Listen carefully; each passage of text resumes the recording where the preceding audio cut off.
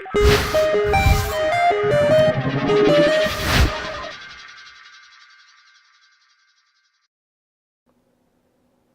and welcome to Bits of Blender. I'm here with my boy Richard.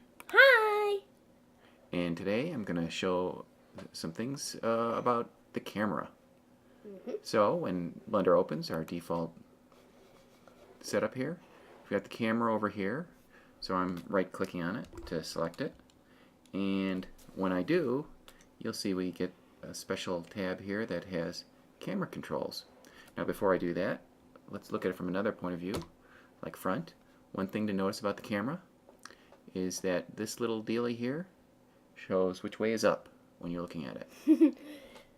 And if we switch the manipulators to local, you can see that for the camera, Y is up, Z, the up Z is back this way. So you're looking down the negative Z.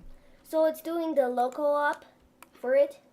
So on the, when I'm looking at the local axis for the Z, if the camera was pointing, straight up and down, like if I went over here, type N, and set the rotation all to 0, you'd see the camera's looking like that. Yeah, it's really up. So. And to see through the camera, you can press 0. That's right. So now we're looking through the camera. You can tell that it's still selected here. And we've got a couple lines, dotted lines around here. The dotted lines relate to title safe. So I can turn that on and off. So if you're doing something with TV and you want to make sure that it gets on a TV, because especially with the old style TVs, that you need a little, they vary as far as how much shows, because you need to bleed off the edges there. And then you also have this line that actually shows this is the actual imaging area, and it's the Passport 2. And when you click on it, you see how it tints this background? You can increase this so it's totally solid. I like doing that. I like having it varying degrees so that when I'm looking through the camera I can tell what's on camera, but kind of have an idea of what's off camera, but not be that distracted. So I make it a little darker than the default. I like it it's a little dark, but I can see what's behind it just because, I don't know, it's easier. And looking through a camera is one way of just seeing what's happening, what it's kind of gonna look like in the render without rendering it. That's right. So you get an idea of what you're going to end up rendering. And then you can also set your lens here. So you can go like having a telephoto lens. This is nice because sometimes when you have the more of a telephoto lens, the less perspective you have on an object. So sometimes if you want to minimize the perspective, depending on whatever look you're doing, or you can go wide angle. So let's I'm just going to set this back to the default for now, which is 35. Some of the default stuff I actually like in the camera that I just want to keep there. You can always change it, but I like the default stuff. Yeah, that's fine. And orthographic, so if you're trying to render things from the camera but orthographically, no perspective, you just click that button. That's handy. And then let's look at it from side view again. And so now you can see that the clipping start end. The clipping is actually what's going to be shown in the camera. I'll show you what that is in a second, but you can see it starts out at very close to the camera, and it's about 100 Blender units away from the camera. One way to actually visibly see that is by clicking on the limits button. So then you can see here that. Whoa! Yeah. That's pretty far. So let's say if we were to shorten that to like 10. Ooh, that's going like right on it. See, and let me view this in wireframe so you can see. Oh, look at that. Yeah, and it's then going as much as it needs to. Let's look through the camera. Oh, wait. It's actually a little bit short there, isn't it? Yeah. So let's view solid. See, just a little bit of the cube is peeking through here. I I actually like the where I can actually see it. So you can see that this area is being clipped. It's not being shown. It's not being rendered. It's clipped Yeah. out. So, It almost looks kind of cool. and you can see that also on the grid in the background here. See how it's just sort of just disappearing? So if you Yeah. ever have things getting clipped out because you've got a big scene, you can increase this. Or if you don't need it that big, you can decrease it. And over here, if you look at the start point, when things start getting clipped. So let's go ahead and put that at like 11.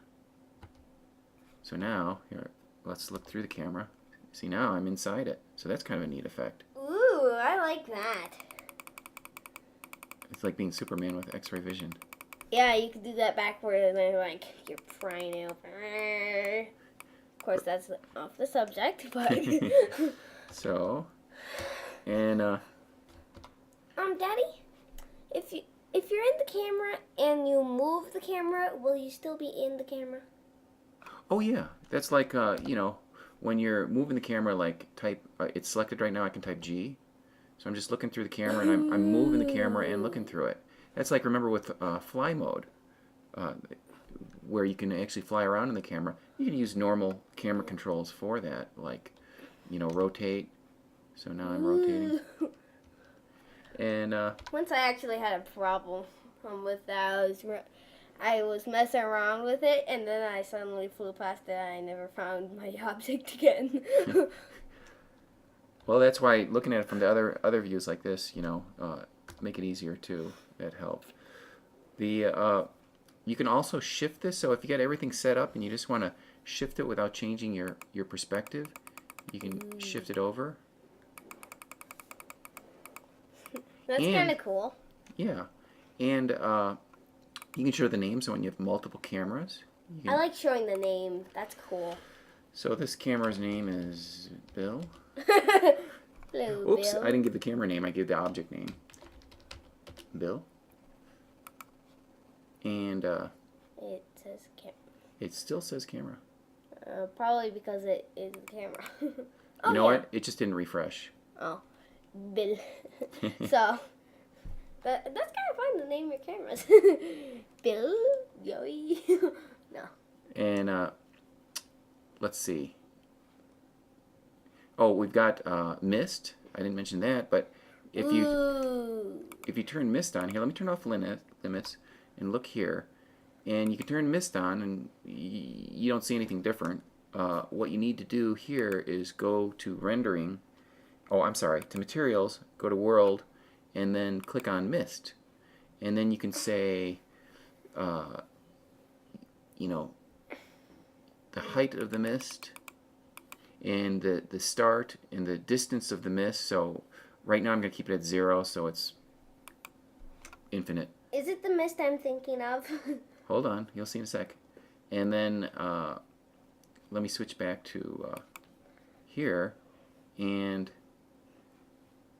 oh, you know, one other thing is if you do start messing with the